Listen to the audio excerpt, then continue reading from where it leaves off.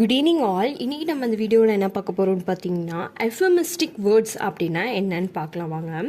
எஃபமிஸ்டிக் words அப்படின்னா என்னன்னா ஒருத்தரை ஒரு வார்த்தையால் நம்ம இன்சல்ட்டிங்காக பேசுவோம் இல்லையா, அதுக்கு பதிலாக நம்ம கொஞ்சம் டீசெண்டாக பேசுறதுக்கு அதே வார்த்தையால் டீசெண்டாக இன்அஃபென்சிவ் வேர்ட்ஸ் யூஸ் பண்ணுறதுக்கு பதிலாக அஃபென்சிவான வேர்ட்ஸை யூஸ் பண்ணுறது தான் எஃபமிஸ்டிக் வேர்ட்ஸ் அப்படின்னு சொல்கிறாங்க.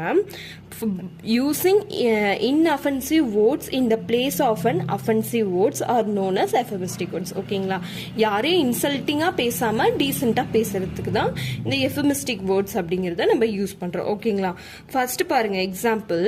அன்எம்ப்ளாய்ட், நீ வேலை இல்லாமல் இருக்கா அப்படிங்கிறது கொஞ்சம் இன்சல்ட் பண்ணுற மாதிரி பேசுகிறோம். ஓகேங்களா, அதை நம்ம அஃபென்சிவ் வேர்ட்ஸை எப்படி சொல்லலாம், எஃபமிஸ்டிக் வேர்ட்ஸை எப்படி சொல்லலாம்னு பார்த்தீங்கன்னா பிட்வீன் ஜாப்ஸ், அதாவது வேலையை தேடிட்டு இருக்காங்க அப்படிங்கிற மாதிரி சொல்லலாம். அடுத்து ஓல்டு, வயசானவர் அப்படின்னு சொல்றதுக்கு ஓவர் த ஹில் அப்படின்னு சொல்லுவாங்க.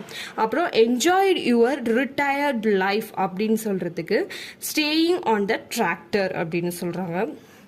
அடுத்து டைடு, இறந்து போயிட்டா அப்படின்னு சொல்றதுக்கு பாஸ்ட் அவே அப்படின்னு சொல்றாங்க. அடுத்து ஸ்டூபிட் அப்படின்னு சொல்றது இன்டெலெக்சுவலி சேலஞ்ச்டு அப்படின்னு சொல்லலாம்.